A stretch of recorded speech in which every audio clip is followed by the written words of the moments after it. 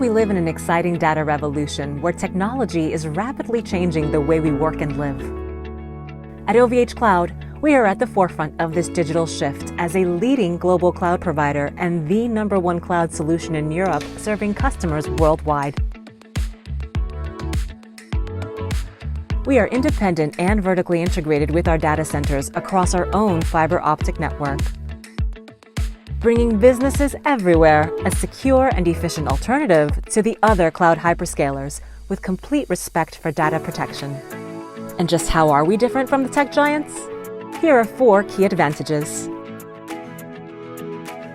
Our history is grounded in developing innovative efficiencies with a clear vision for a more sustainable future.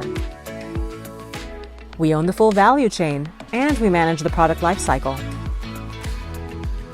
With our vibrant ecosystem of partners, customers, and our common goals, we offer a complete portfolio of cloud solutions in total compliance to industry and open source standards.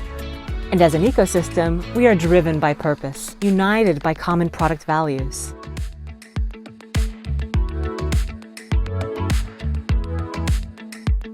Together, we are change makers, building the future of technology for all. And now, let's get started.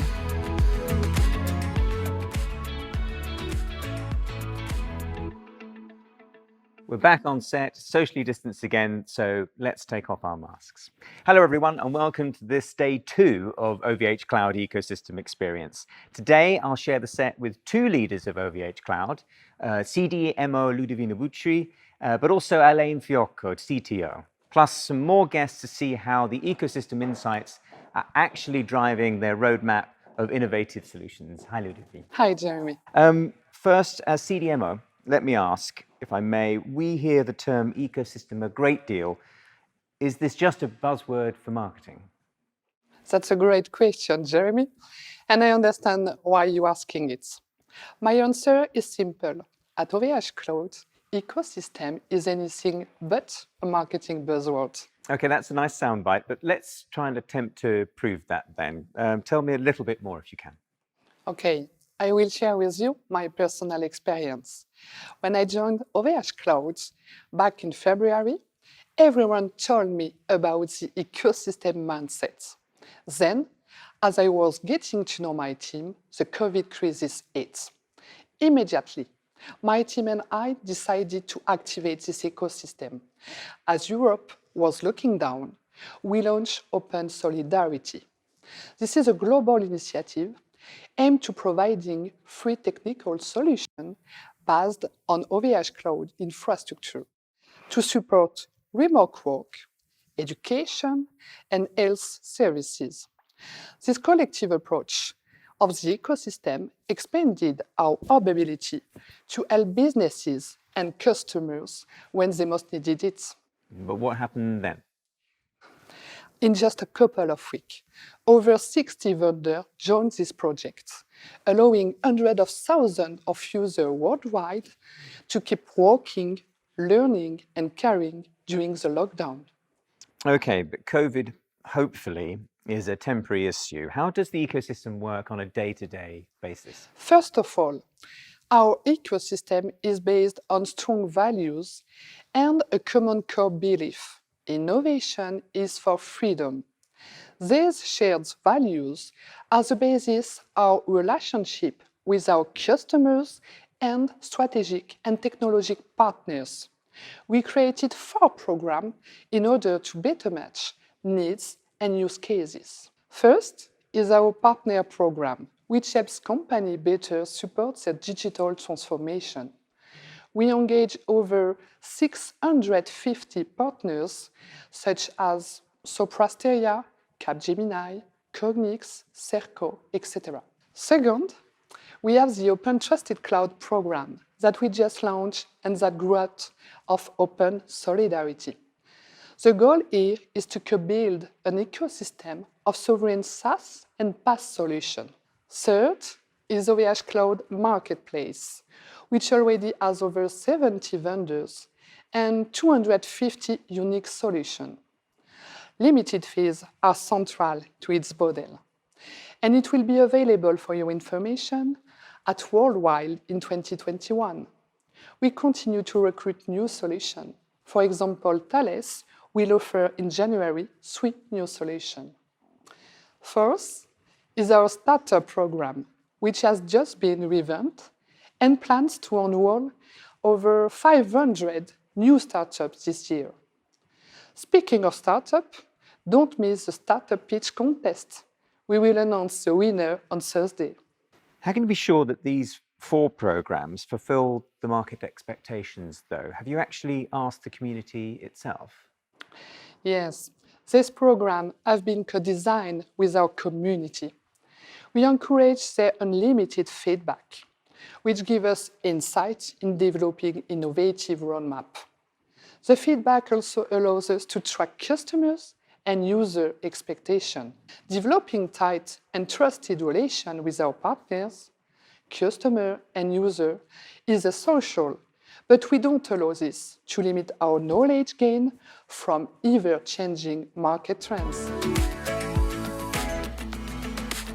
Talking about market trends, we have an expert online, Lauren Nelson, Research Director serving infrastructure and operations professionals at Forrester. Lauren, thanks a lot for being with us from the US East Coast. A small question to start with. Could you share with us your views on the worldwide cloud market? Sure. So thanks for having me today. The worldwide cloud market is growing. So the last 5 years, the cloud has been in hypergrowth. And in 2019, it started to slow down. Cloud growth was still in double digits, but we started to see organizations stabilize their cloud strategies. In 2020, that has changed. So cloud is back in hypergrowth. We see organizations reporting growth numbers far above what it was in 2019. Empowering this change is a number of things. So organizations are looking to try and adapt. They see this opportunity to try and be nimble, to try and react to the new challenges that are thrown their way. And in order to do so, they're using cloud to power that transformation. They're not only using the actual computing power itself, but they're also using the marketplace of tools that are readily available for them to be able to build new apps, to be able to respond to new demands that their business is facing, whether that's supply chain, ability to deliver products to their customers, or to build new ways of interacting with their business. Would you say this is actually accelerating some sort of developments that were taking place a few years ago and it's just got quicker now? Very much so. So when we look at cloud in 2020, you see that a lot of the processes that are already in play have sped up, especially short wins, cloud migrations, projects where there was a short turnaround for success, whereas longer term projects that are largely modernizations, where they're trying to make large installed changes that take a longer time for value to be achieved, we're seeing those slow down slightly. But anything that is attached to a short-term win or real-time business need to react to their current situation has accelerated past what the initial plans were. How do you see the future of private cloud and what challenges that's answering? So private cloud in most companies' minds is split between 2 different environments. One, the on-prem environment that they're managing, which today in 2020 is facing a lot of cuts, reduction in CapEx spending, and a lot of pressure to try and reduce costs in their own on-prem environment.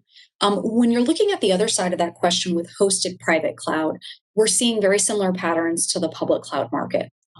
With organizations accelerating their migrations, they find that private cloud has greater flexibility, greater options, elements that look more closely aligned to their on-premise environments, and greater options for tenancy models so that they can better meet various security and regulation requirements for their different application types. Do you see any concerns from customers regarding costs, Lauren? I mean, there are always, unhappy surprises sometimes. Cost is a big topic in 2020. In fact, organizations are trying to think about their technology budgets. Whenever we hit a economic crisis, organizations immediately go into cost-cutting mode, especially when we think about technology.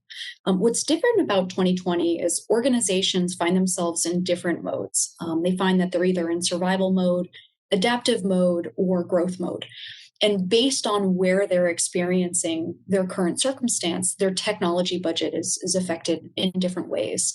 So, for example, someone in survival mode is very much looking to reduce spending, especially CapEx spending. They're delaying refreshes. They're trying to really cut where they can, anything that is considered discretionary spending. Somebody in adaptive mode is thinking about, well, how do we focus our spending on responding to our current reality? How do we focus our spending on things that matter most? Whereas organizations in growth mode are increasing their technology budgets and trying to figure out, how do we deliver all of this new demand while maintaining our expected customer experience? So budgets very much mean different things to different companies today. When you're thinking about ways of cutting costs in the cloud, some of the big ones that come up, so private cloud is actually a way companies have been heavily reducing cost of cloud in overall cloud spend. They're leveraging this for better configuration fits. They're leveraging it for better tenancy models to respond to regulatory requirements in a more cost affordable manner. They're also looking at tools like cloud cost optimization solutions to look for cloud spending waste, to be able to look for areas where they haven't had the correct configurations in place, where they're right sizing their instance resources. And they're also looking at areas where they might be able to use reserved instances or longer commitments in time to be able to reduce their spend. So there are a lot of different techniques that companies are using today, but it is very much for the majority of companies. It just looks very different for companies depending on what their current mode is. Thank you, Lauren. And back with you, Ludivine. How does OVH Cloud use these market insights that Lauren just referred to? Some would say OVH Cloud has grown as a product-centric company. It's true if we consider that our sales and marketing teams have developed quick recently in the past 21 years. But the fact is that users are always been central to OVH Cloud's roadmap. Our technical teams work closely with them. This partnership starts with our founder, Octave Klaba, who still work with our customer to discover the needs and create technical solutions. This unique approach and the close relationship we have with them is really important for us. We've developed creative solutions, such as the private cloud, where we have been pioneers. We've also developed our 4 universes and a better fit with market usage. Web cloud, bare metal cloud, public cloud, and hosted private cloud. They are the outcomes of work with and for our user. Let's let Luc Dursault, CEO of Atempo, talk about his experience as a long-time active ecosystem customer. Welcome, Luke. Thank you. Hello. Hello. How did you find your place within the OVH Cloud experience? Well, we began our partnership with OVH for Wuxopen, a subsidiary of our group. We needed to offer our SMBs customers confidentiality and territoriality for the externalized data. So we have to host them on a sovereign platform. Then we joined the OVH marketplace to offer our solution to the largest members. Today, you can find our solution for backup, for instance, backup solution for laptops directly online. Last March, we answered the Cedric-So appeal for the mobilization of the French tech ecosystem. We were first in line to support the OVH Open Solidarity Initiative, and we were able to offer for free our solutions in a period during which the cyber criminality was doubling in intensity and impact. More recently, we have also joined with Atempo, the Open Trusted Cloud platform. The reason why is that we wanted to offer a package solution for customers, large customers, who care about the confidentiality and the jurisdiction of the data. And we wanted to package this solution, so we are offering massive data migration, either for the offsite, either from American platforms back to OVH sovereign platform. This solution is also offering backup and archiving capabilities and features. And of course, it makes a unique value proposal for large accounts. With the cancellation of the privacy shield, I think it makes a lot of sense for public major players and as well for vital service providers. Okay, but any company has well-defined routes to market. How different is this, though? I think what is interesting about the OVH ecosystem is that it works a little bit like a neural network. It's not only a business flow between the software vendor and OVH itself. The business circulates among the members, and that makes a lot of difference. For instance, we can bundle highly interoperable solutions within a package solution. And this kind of solution is satisfying a lot of customers today because we can offer homogeneous and also protection, performance, and security within the European jurisdiction boundaries. Thank you, Ludovine. One last word before we switch to the tech section with Elaine. How far down this path to a developed ecosystem are you? We are really just getting started. Thanks to this ecosystem, we're developing a real alternative to the big players. We'll succeed in co-creating a cloud that makes data revolution a success for all, only by working together as an ecosystem and completely changing the game. Let's take a look now on the tech side. I'm more than happy to welcome with me on stage Alain Fiocco, the CTO of OVH Cloud, to learn more about the roadmap his teams develop within this unique ecosystem. Hi, Alain. Now, tell us about CVH Cloud's innovation journey. Most companies state they're always innovating, but what they really mean is iterative improvements. What are you doing, and how are you going to change the cloud industry? Make no mistake, right? Iterative improvement is okay, it's good, and we have to do it.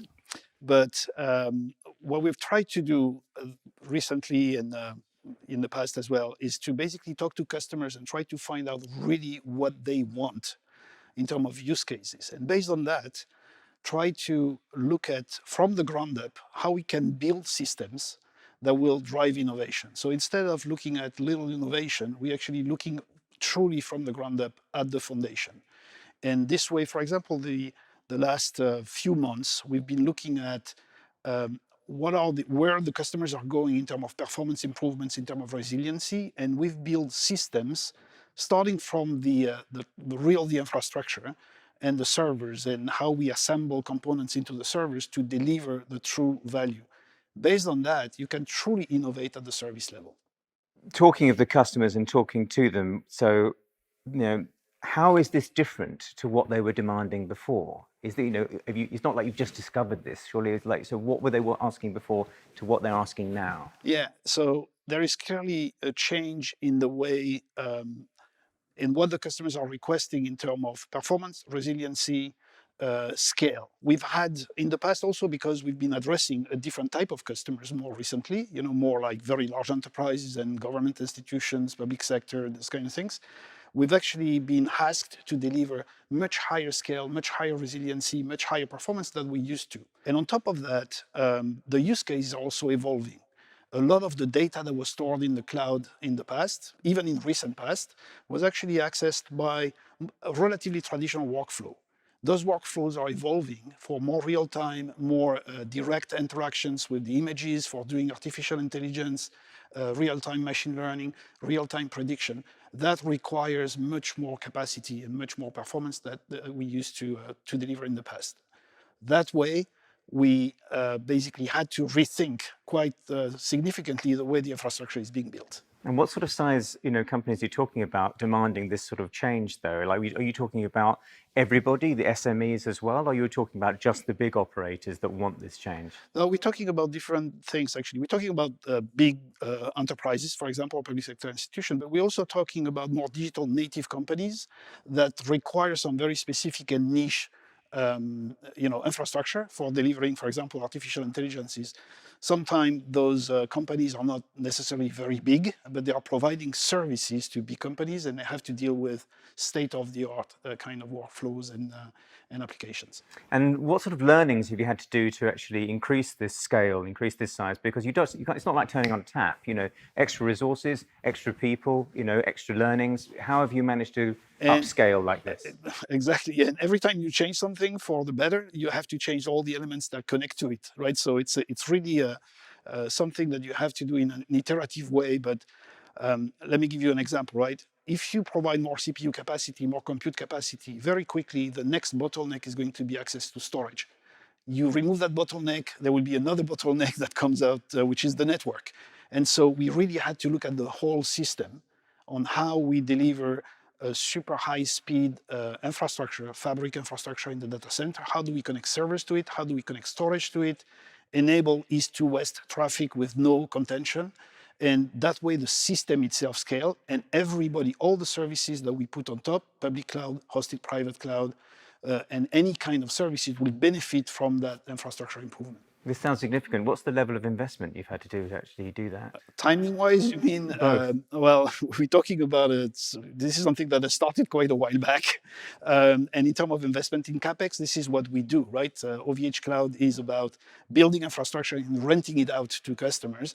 So nothing really different, except that the scale and the size of what we've been doing is actually quite significant. Let me give you just another additional example. We are right now building 2 new data centers just to address the needs for trusted cloud security for public sector and critical infrastructure operator. Okay, well, that touches on the next question I have for you, which is about new opportunities using the cloud. And that sounds like one of them right there. So, we talk about hybrid cloud all the time. There are many different definitions of it. Perhaps you'd like to give me your own, because I've heard many. So, what are the opportunities here? You mentioned public, but also hybrid. Yeah, so I guess there are many definitions of what it is, because there are many different places where the customers are coming from, right? Not every customer is equal. So definitely, people are operating private cloud. That means on-prem, in-house, using cloud technologies to the extent that this is possible. Then what we're providing in our case is we can transpose this into our cloud, and we do hosted private cloud. So no changes in what you do. You have dedicated resources, except that instead of being on-prem, now this is within OVH, and we deliver that. We've launched a product just a few months ago called Hosted Private Cloud Premier to address specifically that use case, lift and shift kind of transition to the cloud. And the minute you put this in the cloud, as of a sudden you get the elasticity and the scale that you would get from the cloud. So that's one way of looking at it. Customers very often don't go, I shut this one off and I enable this one. They use both, right? And this is the reason why we say hybrid. You need to provide that seamless connectivity and the seamless possibility to transition processes and workloads from here to here, storage from here to there and back, and so on. Then there is a multi-cloud. So a number of companies, sometimes they don't even have on-prem infrastructure. There are a number of companies that are using multiple clouds for 2 reasons. Either for diversity, they want to have the resiliency that 2 different clouds provider would provide, but they also may have some specific needs that only one will provide at a point in time, because of a specific niche technology or because of a particular geographical coverage. And in that case, they may want to use this one for this purpose and this one for another use case, but they still need those 2 things to collaborate and work together. Maintaining, for example, consistency on the way you manage security, on the way you manage your users, on the way you manage the rights of your users, and so on and so forth. That's multi-cloud. If you have 2, great, but if you have 3 and 4, then it becomes truly a multi-cloud infrastructure. In our case, we even have multiple cloud into our own service portfolio. There are customers consuming public cloud, that is shared resources. We also have customers consuming hosted private cloud, that's dedicated resource. They still want to have the communication going between the 2. They still want to use that as a common platform. So we offer all that flexibility. We offer the possibility to connect those things together so customers can consume whatever they want, as they want, and build a solution, a custom solution.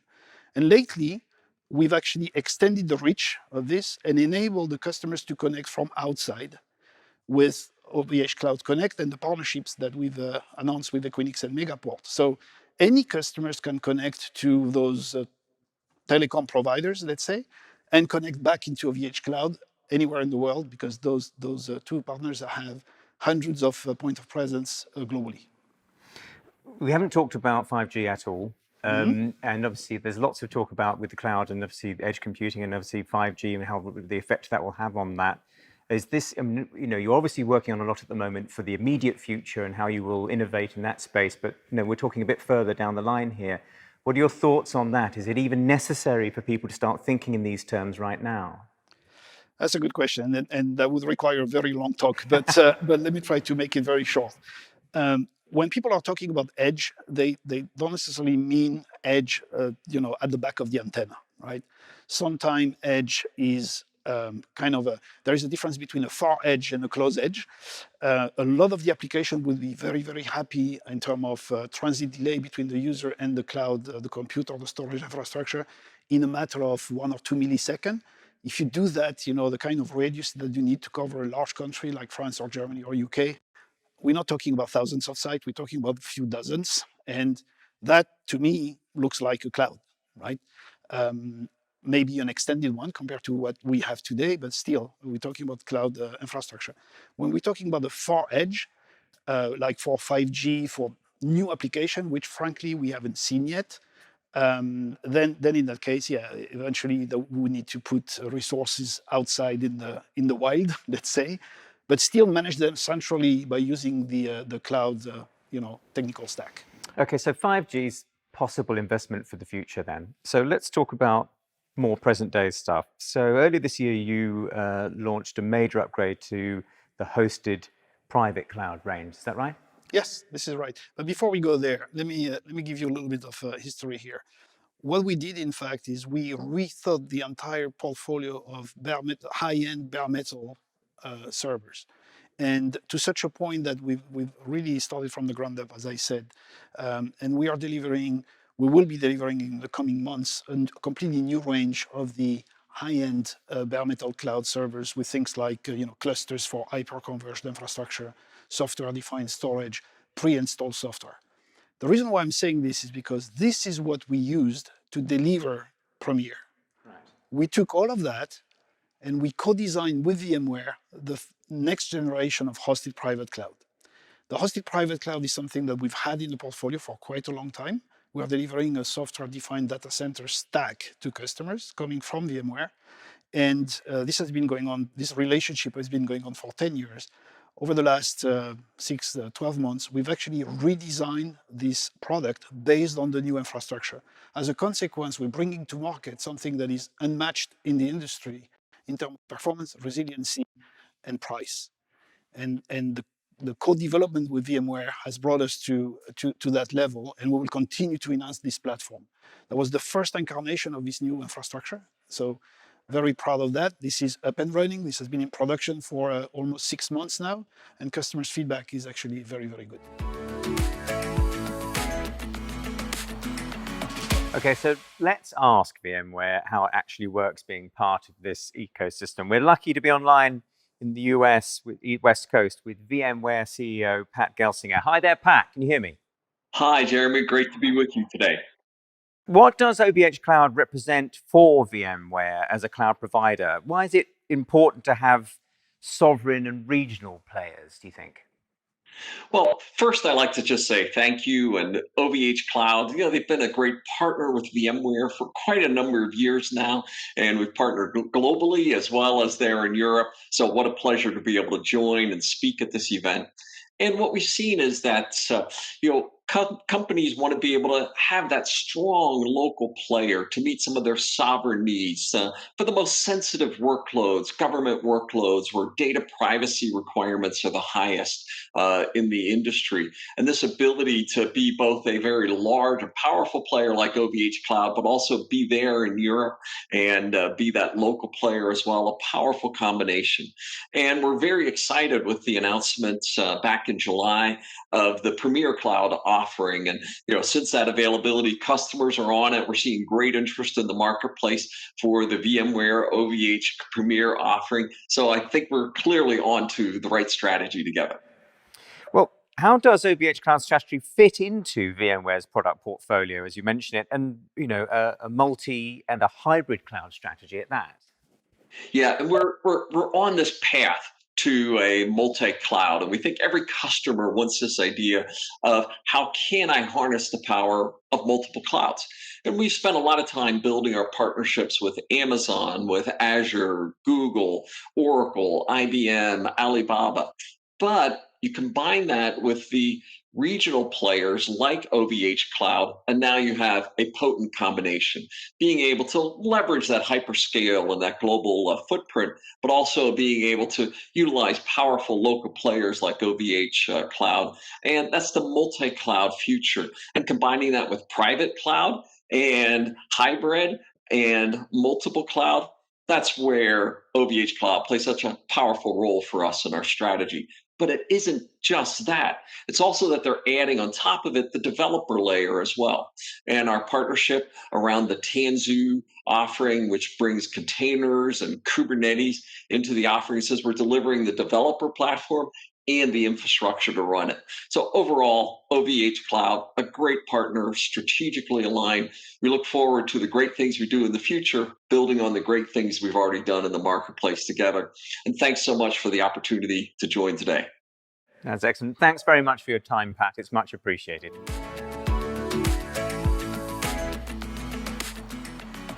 Thanks very much, Pat.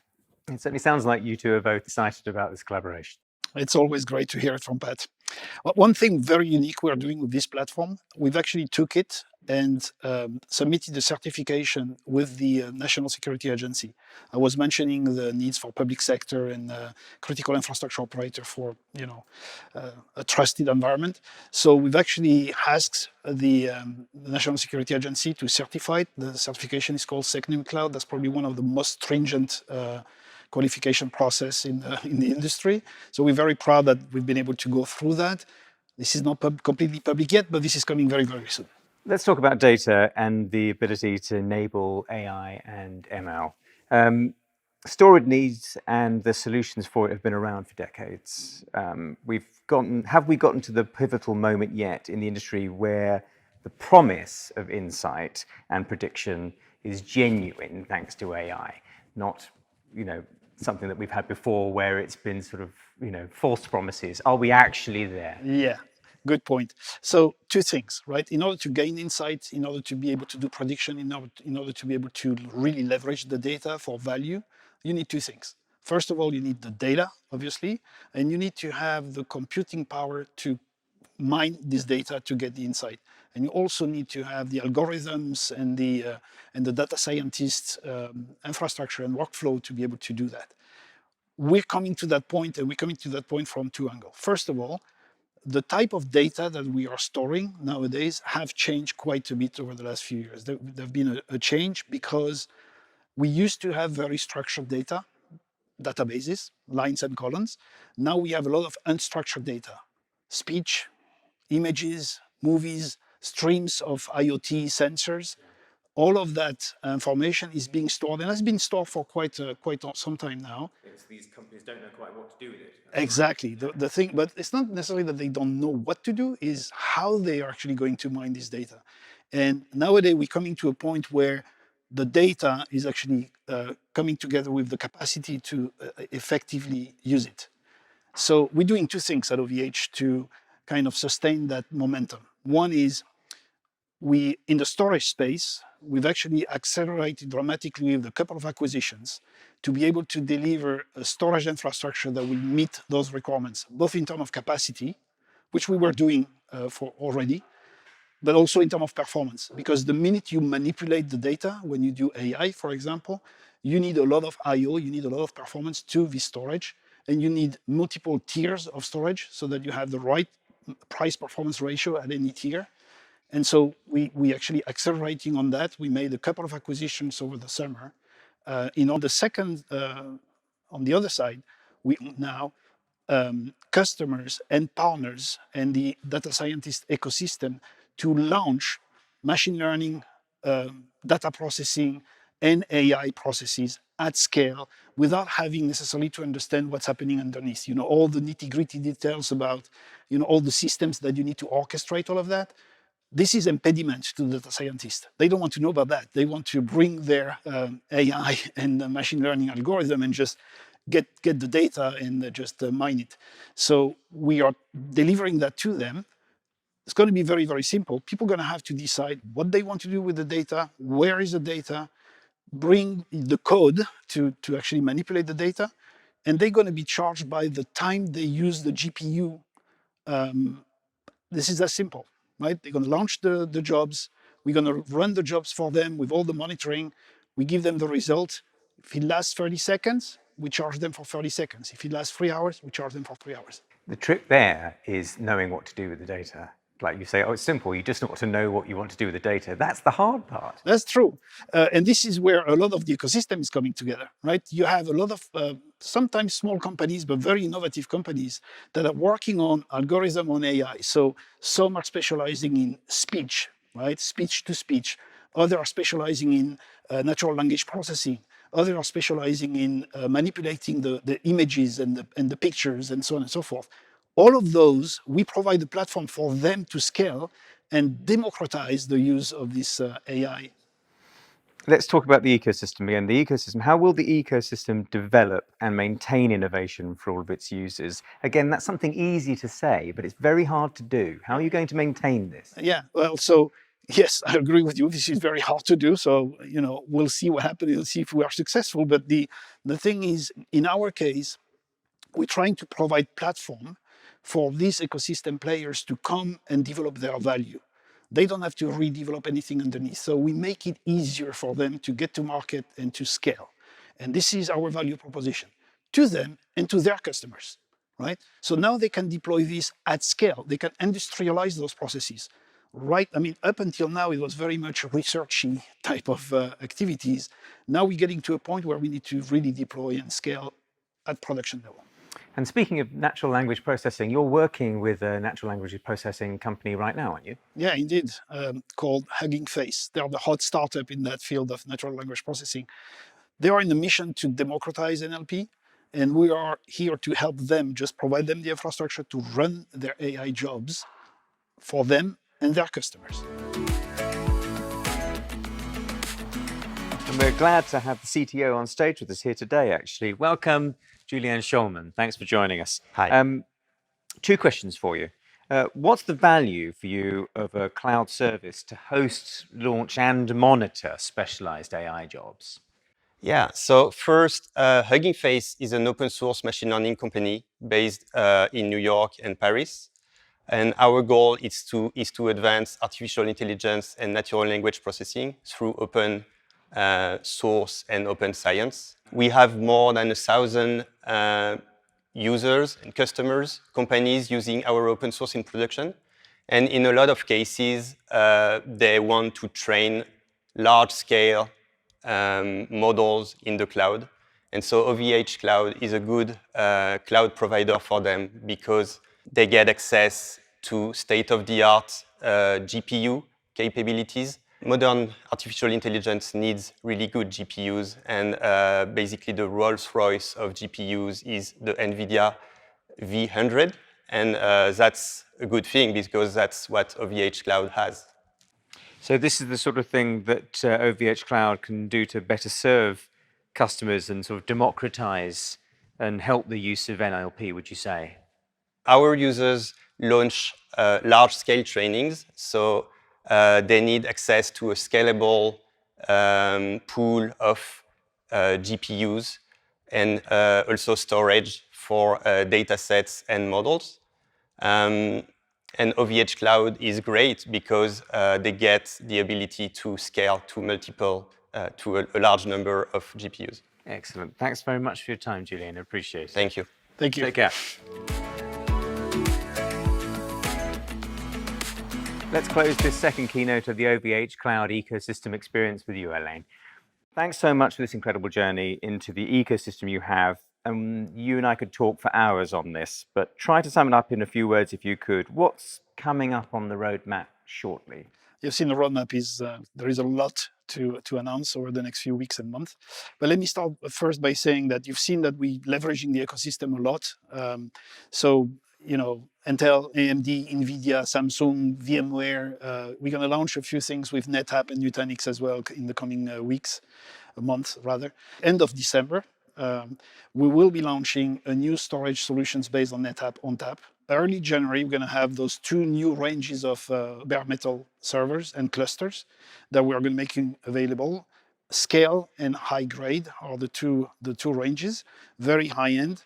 We're going to also make them available with pre-installed software on it, such as Nutanix and NetApp again.